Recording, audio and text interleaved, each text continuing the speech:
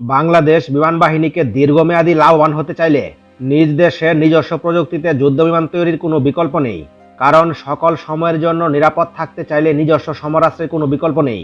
বাংলাদেশ প্রতিরক্ষা সেক্টর সকল সময়ের জন্য অন্য দেশের উপর নির্ভরশীল থাকলে দেশের পরিপূর্ণ নিরাপত্তা নিশ্চিত হবে না। তাই যত দ্রুত সম্ভব নিজস্ব যুদ্ধবিমান প্রকল্প হাতে নেওয়া যেতে পারে, তাহলে দক্ষিণ এশিয়ায় একটি ভারসাম্য বজায় থাকবে। কেননা পাকিস্তান এবং ভারত ইতিমধ্যে নিজস্ব যুদ্ধবিমান তৈরি করেছে, পার্শ্ববর্তী দরিদ্র দেশ মিয়ানমারও পিছিয়ে নেই। তাই বাংলাদেশ যদি এই সেক্টরে পিছিয়ে থাকে তাহলে আগামী কয়েক দশকের মধ্যে বড় ধরনের সমস্যার সম্মুখীন হবে। বাংলাদেশের উচ্চপদস্থ কর্মকর্তারা এই বিষয়ে যদি প্রতিশ্রুতি না দিয়ে কাজ শুরু করে তাহলে অনেক দূর এগিয়ে যাওয়া সম্ভব। কারণ এদেশের মেধাবী জনগোষ্ঠী পর্যাপ্ত সুযোগ পেলে দক্ষ জনশক্তি তৈরি হতে সময় লাগবে না। তবে বাংলাদেশ প্রতিরক্ষা দপ্তর যে কোনো প্রকার পদক্ষেপ গ্রহণ করেনি এমন নয়। বাংলাদেশ ইতিমধ্যে বেসিক প্রশিক্ষণ বিমান তৈরি করতে সক্ষম হয়েছে। এছাড়াও এভিয়েশন বিশ্ববিদ্যালয় পরিপূর্ণভাবে কার্যক্রম শুরু করেছে। অন্যদিকে প্ল্যান্ট স্থাপনের কাজ অনেক দূর এগিয়ে যাচ্ছে। তাই আশা করা যায় বাংলাদেশ নিজস্ব যুদ্ধবিমান তৈরির প্রকল্প হাতে নিতে যাচ্ছে। পৃথিবীর বহু দেশ পর্যায়ক্রমে নিজস্ব যুদ্ধবিমান প্রকল্প হাতে নিয়েছে, তবে শুরুতেই বিশ্বমানের যুদ্ধবিমান তৈরি করা সম্ভব নয়। শুরু করতে হয় একটি সাধারণ যুদ্ধবিমান তৈরির মধ্য দিয়ে। বর্তমান বিশ্বের সবচেয়ে আধুনিক যুদ্ধবিমান তৈরি করে এমন দেশগুলোর তালিকা করলে মার্কিন যুক্তরাষ্ট্র, রাশিয়া, ফ্রান্স এবং চীনের নাম সবার উপরের দিকে থাকবে।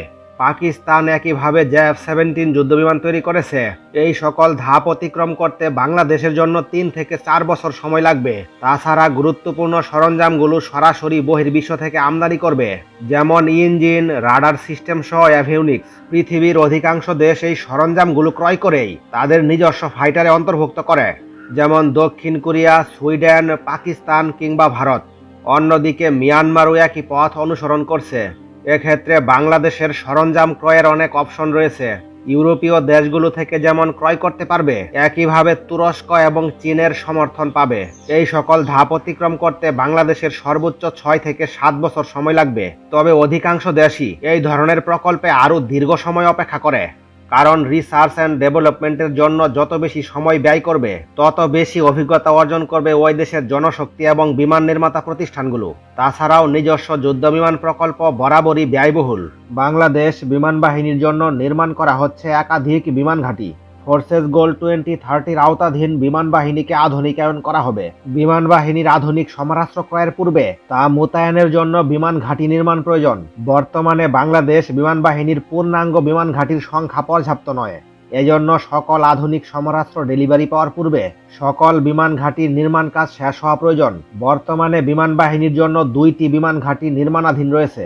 2টি বিমান ঘাঁটির মধ্যে একটি নির্মাণ করা হচ্ছে বরিশালে, অপরটি সিলেটে। ভারতের সীমান্ত ঘেঁষে সিলেটে নির্মাণ করা হচ্ছে বিশাল বিমান ঘাঁটি। শমশেরনগর বিমানবন্দরকে পরিপূর্ণ বিমান ঘাঁটি তৈরির জন্য কাজ করছে বাংলাদেশ। কৌশলগতভাবে সিলেটে ভারতের ত্রিপুরা রাজ্যের সীমান্ত ঘেঁষে ঘাঁটির অবস্থান। মূলত শমশেরনগর বিমান ঘাঁটি দ্বিতীয় বিশ্বযুদ্ধের সময় তৈরি করেছিল ব্রিটিশ সামরিক বাহিনী। পরবর্তীতে 1970 সালে বড় একটি দুর্ঘটনায় বিমান ঘাঁটি স্থায়ীভাবে বন্ধ হয়। পরবর্তীতে 1990-এর দশক থেকে বাংলাদেশ বিমান বাহিনী ব্যবহার করছে। তবে কোনো প্রকার যুদ্ধ বিমান পরিচালনা করার মতো অবস্থা নেই ঘাঁটিতে। শুধুমাত্র বিমান বাহিনীর একটি রাডার ইউনিট মোতায়েন রয়েছে।